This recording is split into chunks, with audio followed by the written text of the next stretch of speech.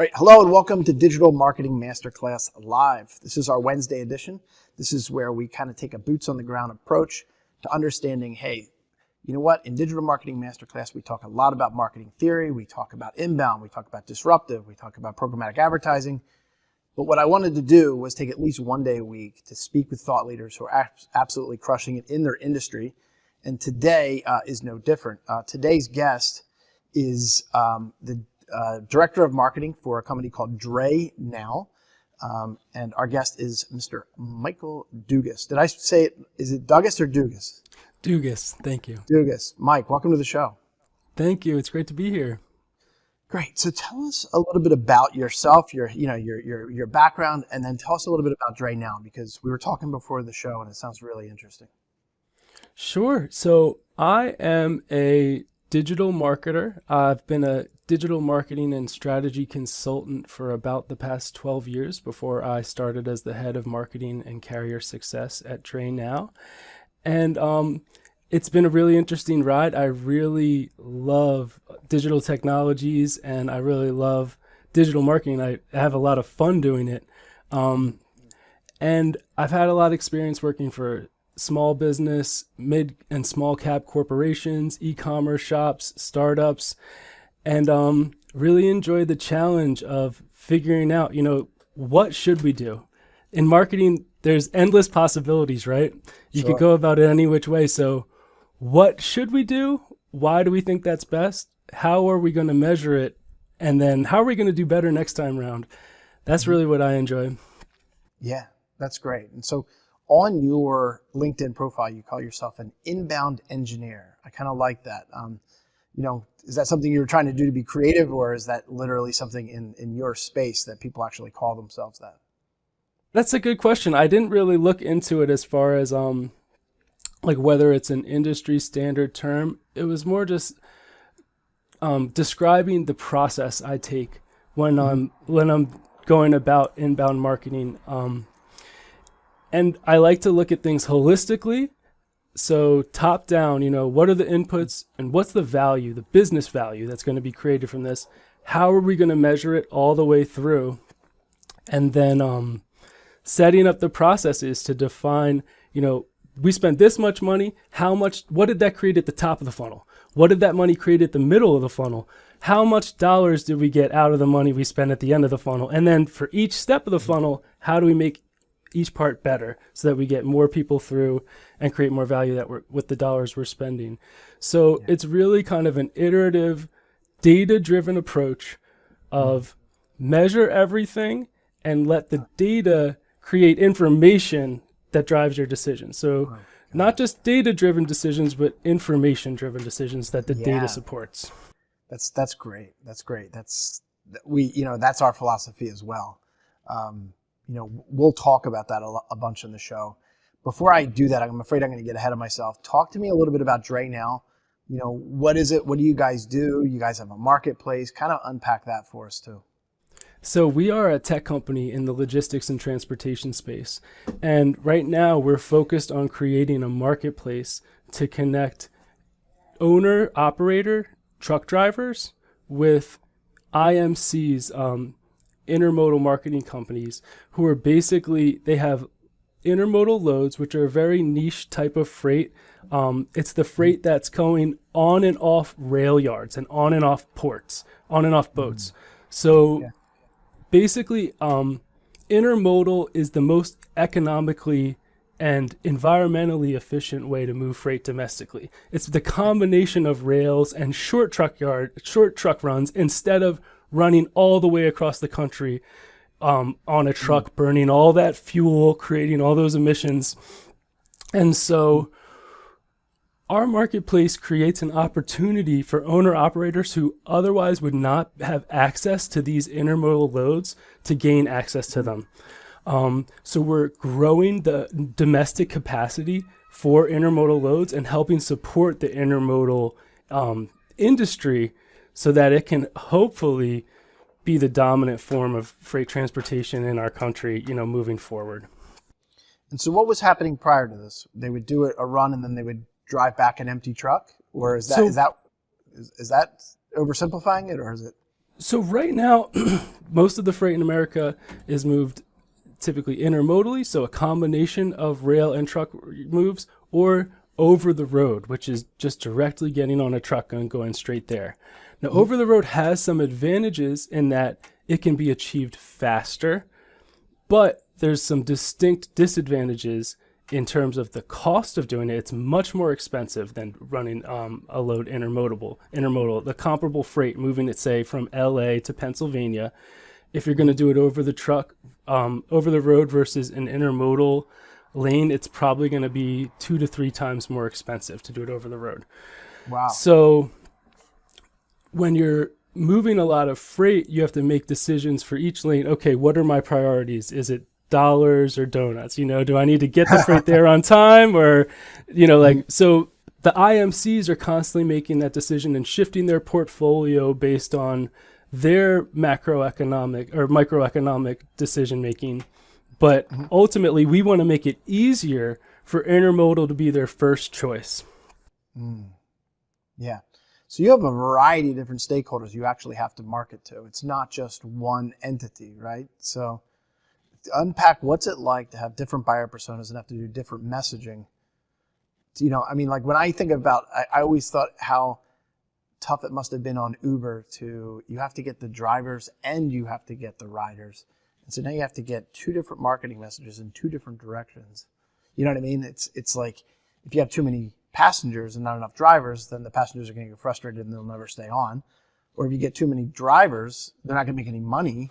So they're not going to, you know what I mean? And so like, I always try to figure out like, hey, when companies have to sell to 2 different audiences with 2 different messages, how do you divide and conquer? You hit the nail on the head with the challenge, because the critical moment is that pairing, right, of the supply and demand, and it has to happen in real time every time. So yeah, like what's that equilibrium at any one time, and working to meet it from both sides? It's a fascinating challenge. Yeah. And so, do you have different parts of your website? Do you have different parts of your outbound approach? What do you do to try to get? Sure.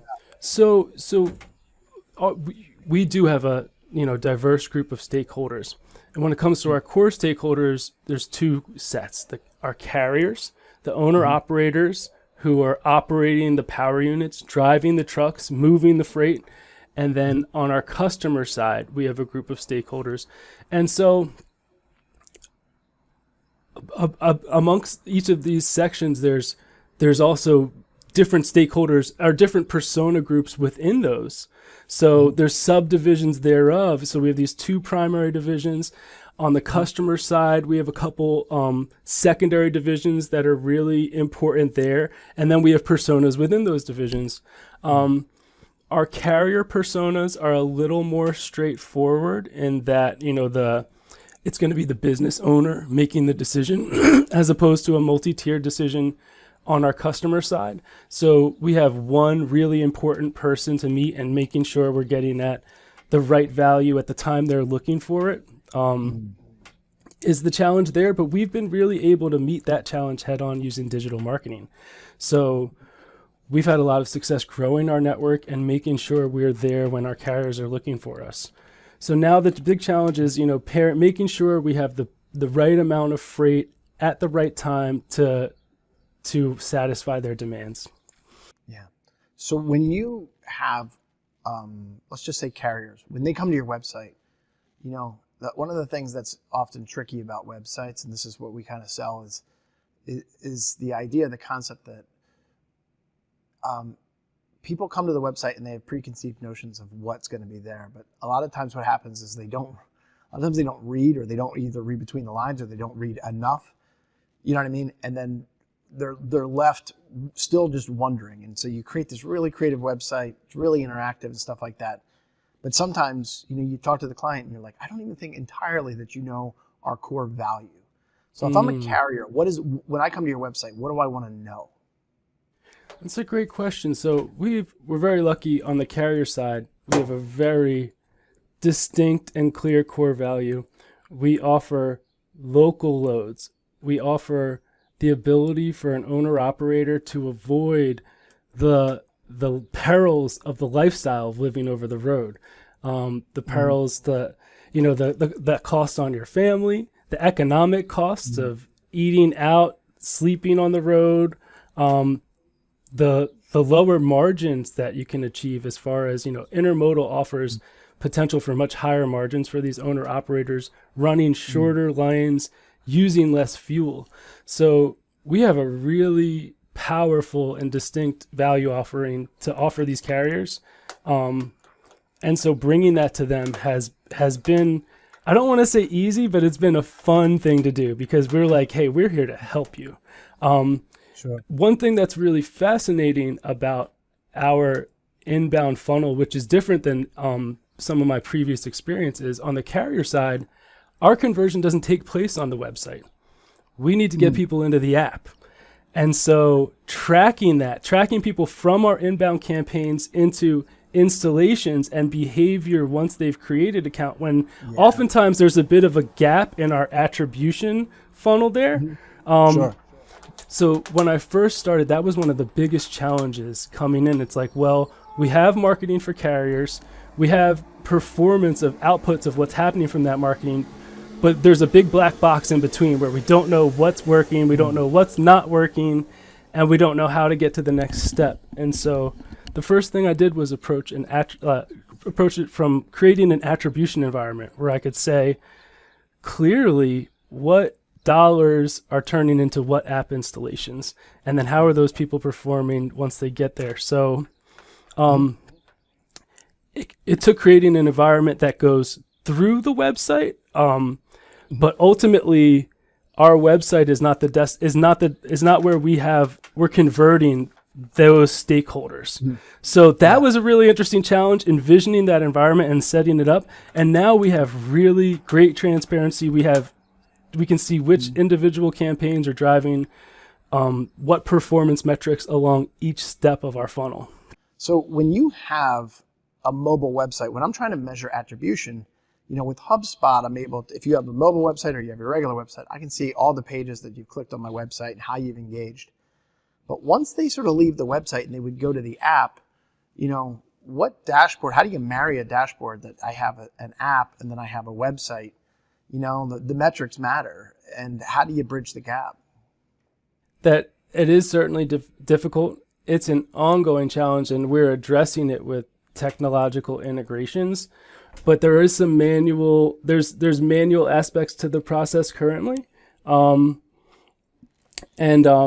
So as far as the dashboard, we're really looking in it's really an environment of multiple places we're looking. So for our mobile app performance, we're using Google Analytics, watching performance, watching behavior in there. But we also have a product called UX Cam that gives us a little more detailed user session level detailed. So we'll use that to dive into specific use cases, to triage issues, to find out what happened.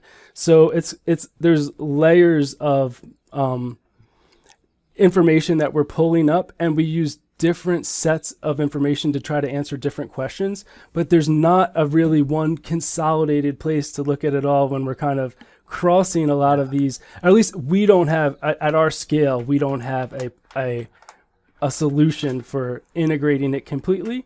But that's kind of part of the nature of being in a startup. We're scrappy, we're pulling these things together, we're creating these integrations as we go, and that's part of the fun.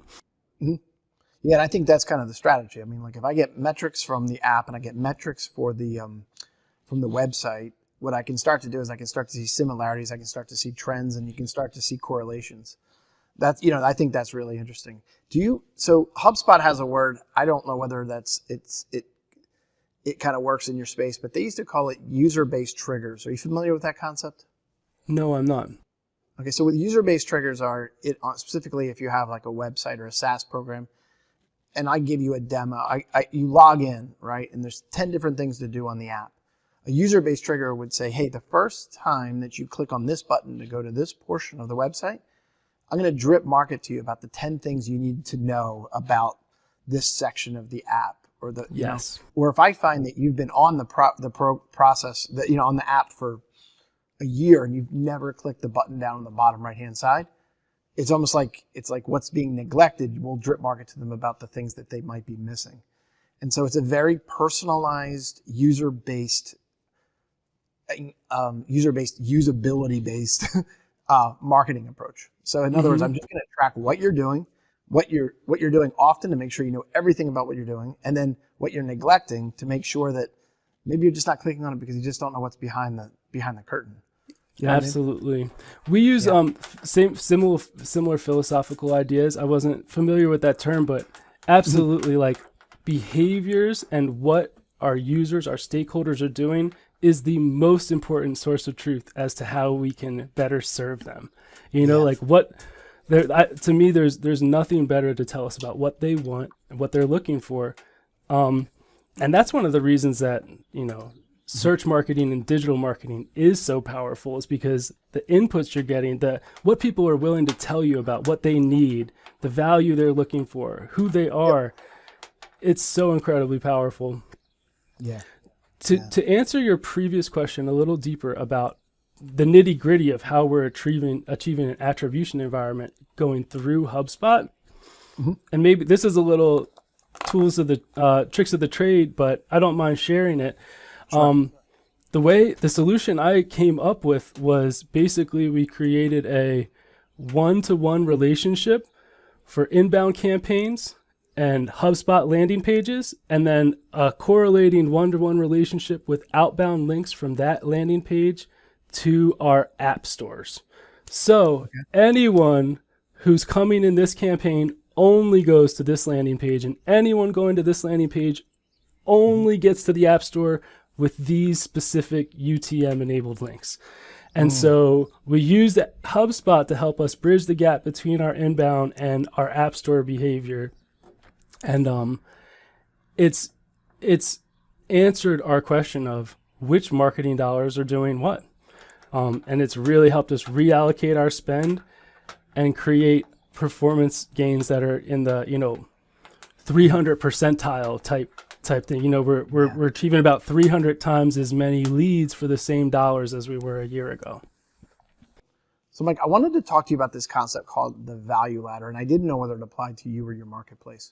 So let me unpack it, and then let's see if it kind of fits the world you're in. So we talk about a value ladder is that with some of our clients that are SaaS-based clients, what I wanted to be able to do is get them on the app as quick as possible at the lowest barrier to entry as possible.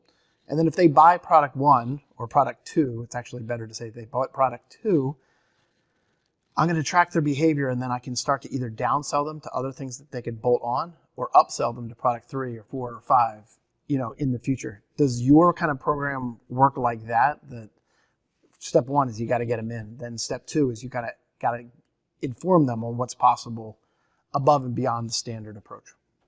So it works similarly, although we're a little different with regard to a SaaS company in that we provide an ongoing marketplace, and we're trying to drive transactions. So each transaction is like its own little micro sale, and we want to enable our stakeholders to keep creating transactions on the marketplace.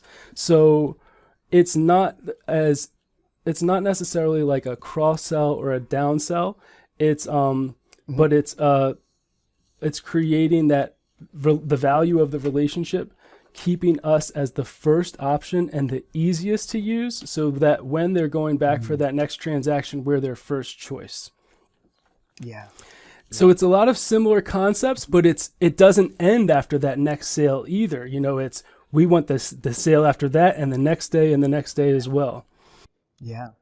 And so that's one of the things that's always is very different in a SaaS environment or technology environment, is you spend a certain dollar value or a certain budget to get them into the system. And then unlike most other companies, you have to actually market to them again to retain them or making sure they get the most value or doing the most transactions. So it's just like, it's not just, hey, let's bring a horse to water, and then if he drinks, we're done. It's like, we got to make sure that horse keeps drinking and drinking and drinking. You're absolutely right. For our challenge, we're bringing people together on both sides of a marketplace. for a transaction, but then to have another transaction and another, and to make that transaction a good experience, so that we're always the easiest and the first in mind when it's time for that next transaction.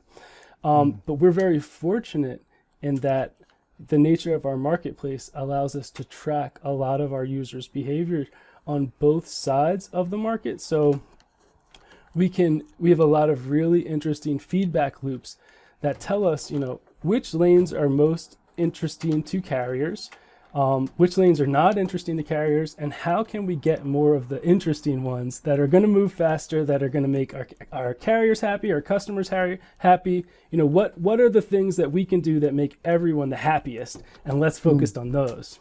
Yeah.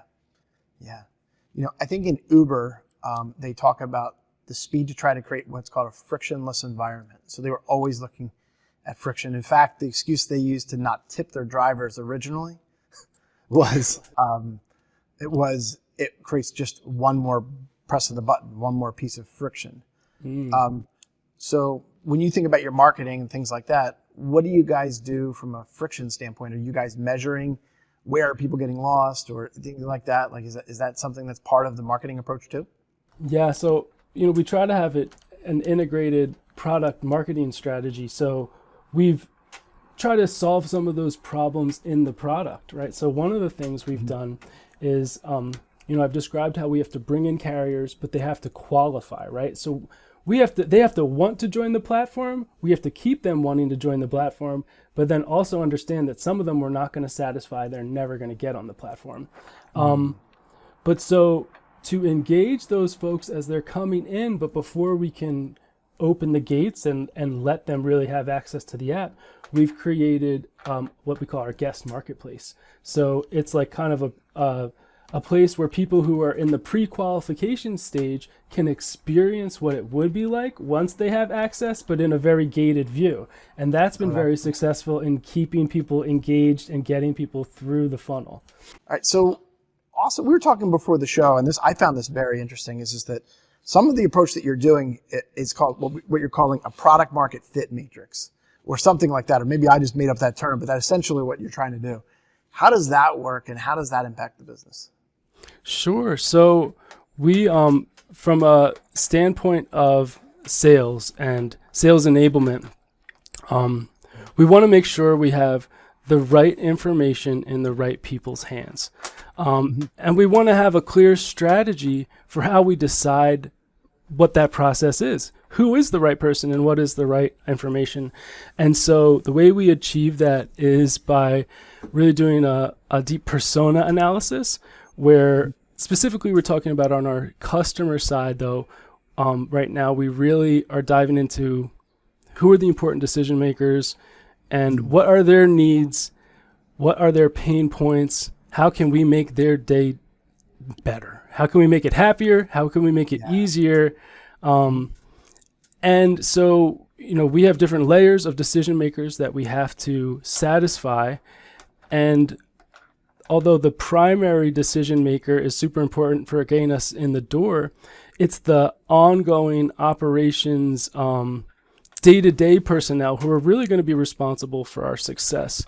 And so knowing who those people are, knowing how they contribute to our success and how we can contribute to their success is a priority. Yeah. So applying that to a product market matrix system, we evaluate each of these individual personas that we've identified, and then we think about them as a person, and we like to start with real people. We look at our real customers when we're starting a persona. We don't necessarily begin with an imaginary person. We begin with a real person, and we say, what can we do for that real person? And so from there, we have a couple real clear sets of our values that apply to their functions and their day-to-day, and we try to arm them with that. That's cool. And arm our salespeople with that information and the rubric for who does this information apply to and when is it most valuable. Yeah. I think one of the challenges you have with that is that the more personas you have and the more independent marketing messages, obviously the goal we say is get the right message to the right potential client at the right time. All of that sounds great, but then when you have too many, then what happens is it can be hard to have enough time in the day to get independent messaging to these people. If I have to work really hard on one message, that's one thing. When I have to do 5 or 6 of them, that gets even tougher from the aspect of it's just a time game or a deliverables game and stuff. So do you ever work with anything that is like, have you ever worked with any smart content or anything like that?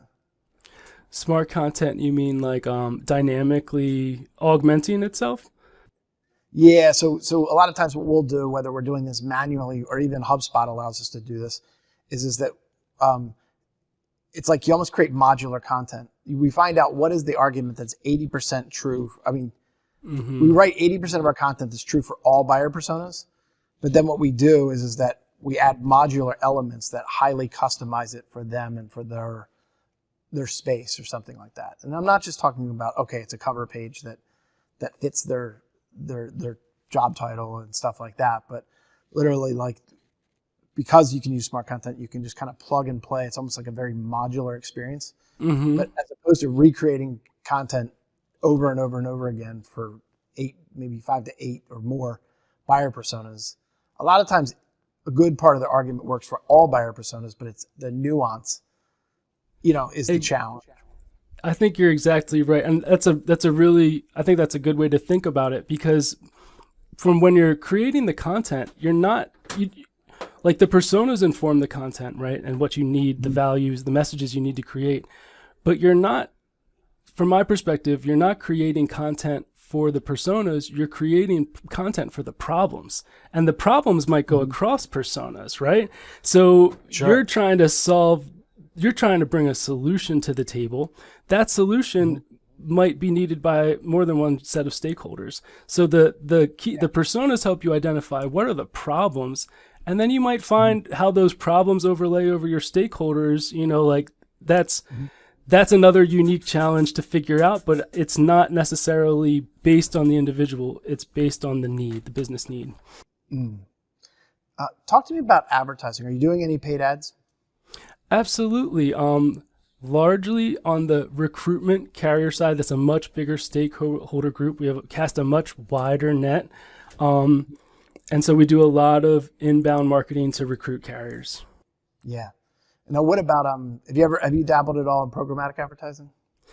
I have personally. We're not really at that scale of, we don't have a lot of video assets yet, although I'm really hoping in the future to grow our assets. But being a startup, being scrappy, we have a tight team of producers, but it's certainly something. Is that what when you're saying programmatic, are you imagining, is that what you're speaking of specifically, video ads? And well, no. So when we talk about programmatic advertising, a lot of the things, it's a little bit of a newer technology, but what it allows us to do is it allows us to do a couple different things. So the average advertising platform, whether it's the Google Display Network or Facebook or LinkedIn, they're what's called walled gardens. And so what happens is that the rules are very tight for them. And so what happens is that while you think you can drill down to that person at a very complex level, you'd be shocked at how much they're actually holding back. And they're also not agnostic, which basically means that the approaches and the data they give you will benefit them more than you. And I know that sounds really weird, right? But that's actually the case. They favor themselves. They favor getting paid more. Now, programmatic advertising, that all of that advertising only represents 30% of the internet. We've always been thought like, oh, you know what? It's all of the internet. It's only 30% of it. The rest of it is what's called programmatic advertising. And what programmatic advertising does, the first thing it's going to do is it's going to eliminate the threat of this cookieless environment that's coming whenever that's coming within the next year or something like that. You're going to see that with Google Analytics 4. You already saw it with the privacy update. So there's already third-party companies that are collecting your device ID and actually your personal ID. And whether you like it or not, they know that information. Right. But here's what's cool about programmatic advertising is, one, the targeting that you can kind of do on LinkedIn, right? You know how you can look by people's job title and stuff like that in LinkedIn and do ads specific to that job title, but that's only advertising in LinkedIn. Programmatic advertising allows you to get to the most granular detail, but all of your ads are on other people's websites. It could be on Forbes, It could be on trucking websites, it could be whatever that is. And so what happens here is that I can look by job title and by very specific details, but I can do it outside of LinkedIn. I can do it in the whole internet. And so now I can have people on Forbes that are reading articles that look like you're reading a Forbes article, but it's completely native, or the ads are like retargeted ads, but it's literally only the people with that job title are reading them. Mm-hmm. It's a really interesting approach, but you're going to probably start to see more and more of it as the cookieless environment kind of fades away. Like, are you familiar with how they're trying to? Yes. Yeah. And I'm actually familiar with some folks in that space, and forgive me for not being more up to date with the lingo, but it's just vocab, I'm familiar with the services, but haven't explored them specifically, but I'm certain there is, like, haven't explored them at DrayNow specifically yet, but there's so there's kind of an interesting combination. Like, programmatic advertising is going to be super important to us to in step with our account-based management and account-based marketing. So I think it's going to really empower that kind of brand awareness as we're growing our relationships with these individuals. And so, it's a great point out. It's kind of, it's like marketing is evolving so quickly right now. Like, I know it's funny. I say something in my marketing message. We call this person like Marketing Mary, and we say the marketing is moving so fast that, like, say you have one person in charge of marketing, they have to basically decide what route they want to go to, or they're going to have to hire more for marketing or use multiple vendors or whatever it is. Clients' expectations are so high. They expect you to have a great website. They expect you to be a thought leader. They expect you to be on the first page of Google. They expect you to communicate on social media. All this stuff, right? And it's just like, oh my gosh, unless I'm working 120 hours, how can I be a subject matter expert in all of these things? And then you wake up one day and you're like, oh, by the way, the rules on all these have changed. So now you got to be able to adjust to them. And now there's new players involved. And, it's just crazy. Yes. Who knew we had room for TikTok? It doesn't affect many of the business on it. You know what I mean? But TikTok has affected the way YouTube communicates. It affects the way Facebook communicates. It's, all it takes is one disruptive piece of technology, and then the ripple effects goes into the other technologies that you know and trust. It's a very weird world, but the speed of it, literally the speed of marketing, is the, I don't know how to describe it. That's like when I'm up at night, I'm just trying to think of, like, hey, how do I stay in front of a speeding train? Yeah. Because that's just how fast marketing is moving, And there's there's a dual edge to that sword as well, where it is plowing ahead, and there's new technologies that are enabling things that you could never do before that are potentially super powerful. Now, how do you pair that with your business value? What is going to be most effective for the unique positioning and the unique value that you're presenting to the market? Answering that question of what should I do, given all these options, the thing that I would say is most important is measure your success, because at least then you have a good basis for trying something new. If you know at least how you're performing every time you try something new, it's like, well, did it do better than what we're doing now? Because if it is, there's something to it. So when it comes to all of the different options and all of the new emerging options that will be there, that, like, always making sure that whatever you're doing, you have a strong reason for why you really think it's going to drive value and how you're going to measure that. And if it's not doing that, be prepared to move and change, and know how it's going to be measured, know how you're going to define success. But the other thing too is that, like, one of the things that I always try to say is like, if you don't have a strong grasp of foundational marketing, and you can't figure out what your cost per acquisition are, or you can't figure out, your return on ad spend, or you don't know your basic numbers, if you keep chasing new technology, you'd have nothing to compare it to. You know what I mean? And so, like, it's super important. Like, we do this thing, I'll show you this thing, it's total nerd stuff, but we do like a 10-week deep dive so that every client we have literally gets a book, and this becomes our 3 to 5 year roadmap. But what I'm trying to say here is that I need to know all of your numbers, and we got to own the numbers together, right? Because if someone throws something new at you, right, like how do I know if what it compares to if we never knew our numbers to begin with? And you think, oh, well, companies know their numbers. I'm like, no, they don't. You know, very few companies like literally like just know their numbers intrinsically. Like they, you know what I mean? You'd be shocked at how many companies want to try new approaches, but doesn't come from data. It comes from cool. Right. It comes from a feel like we should be doing something. It's like that this push to get something done, as opposed to answering the question of, well, what's the most valuable thing we could do? You know, like how could we get the most with the least? Yeah. It's interesting, right? Man, it's crazy.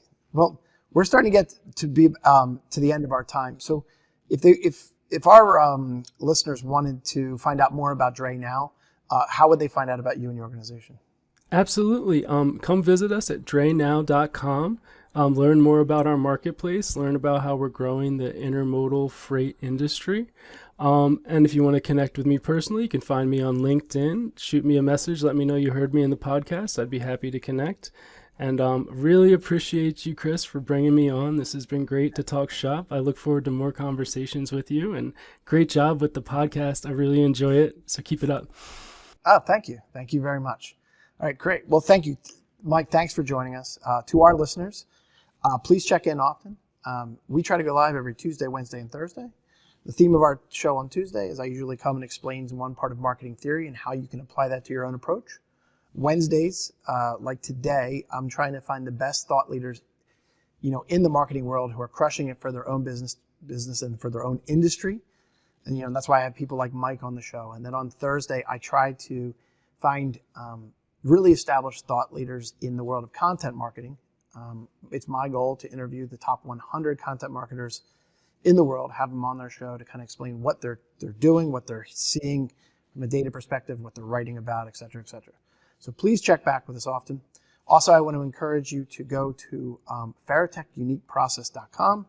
On that website, you're going to see our entire approach that we've built over the last 21 years. Please, that's our gift to you. Please use it. Try to apply it to your own marketing. And if you have any questions or we can help out in any way, please feel free to reach out to us.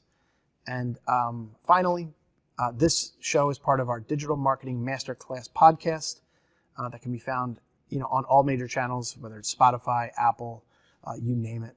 So please like and subscribe, and we will see you next time. Thanks a lot.